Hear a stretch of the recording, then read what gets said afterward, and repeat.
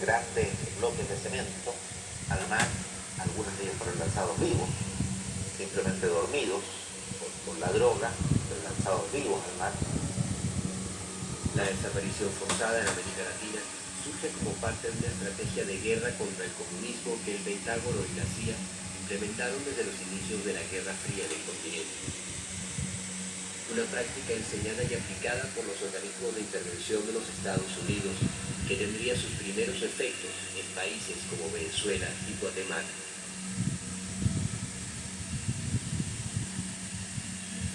El fenómeno de desaparecido, yo tengo la precisión que ciertamente comienza en Venezuela y que de aquí se exporta.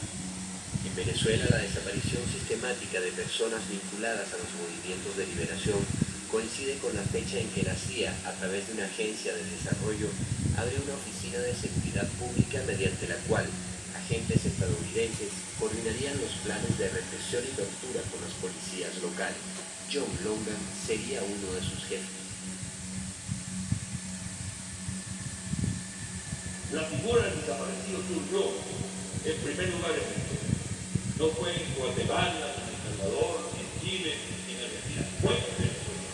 La mayor parte de los 2.000 desaparecidos en Venezuela ocurrieron durante los años 60, cuando dos partidos de derecha se repartirían el poder sostenidos por el gobierno estadounidense a través de un pacto destinado a acabar con cualquier forma de disidencia que pusiera en peligro los intereses de las transnacionales petroleras.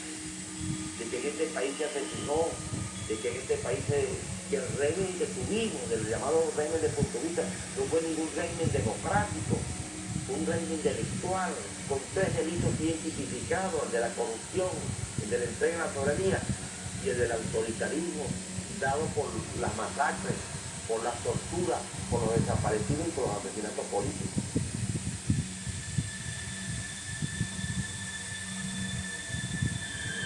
Yo quiero saber dónde está José Carmelo Mendoza. Yo quiero saber en definitiva cómo fue que mataron a Jorge Rodríguez en la Digepol. Yo quiero saber dónde están los asesinos de Alberto Lovera. Yo tengo derecho a saberlo como venezolano. Para el mundo, Venezuela irradió por 4 décadas la imagen de una democracia perfecta, mientras en el país se practicaba la tortura y la desaparición. Guatemala fue otro de los países del continente junto a Venezuela, donde a comienzos de los años 60 se implementa la desaparición en forma sistemática. Fue tan feroz lo de que pasó en Guatemala que yo creo que hay una cosa de silencio, casi nadie habla. Guatemala fue uno de los primeros países del continente en dar pasos hacia una democracia popular. A través de elecciones llega a la presidencia en 1951 Jacobo Arbenz con un proyecto de reforma agraria que lo enfrentaría a los grandes terratenientes y sobre todo a la bananera estadounidense United Fruit Company. En 1954, la CIA pone en marcha una operación encubierta que culminaría con un golpe de Estado llevando al poder al dictador Castillo Arbenz. A partir de entonces se instauraría una serie de regímenes militares en el país de masacre y desaparición durante las décadas siguientes. Es a mediados de los años 60 cuando comienzan a implementarse las desapariciones forzadas a gran escala, justamente cuando el agente John Logan viaja desde Venezuela a Guatemala con una misión que quedó registrada en un informe clasificado de la Agencia Central de Inteligencia. Me reuní con el jefe de la estación CIA, el equipo de acciones encubiertas y oficiales del gobierno, utilización de métodos cubiertos y encubiertos.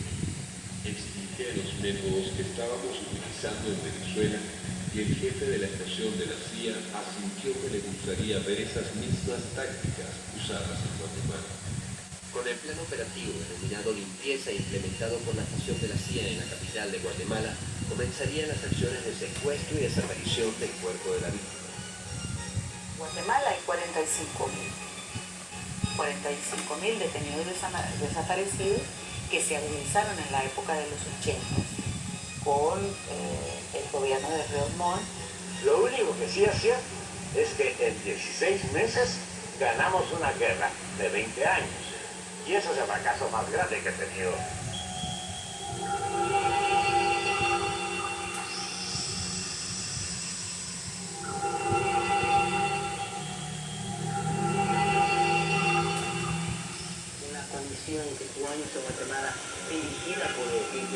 enviada por Naciones Unidas, que en Guatemala hubo 200.000 muertos, ¿no?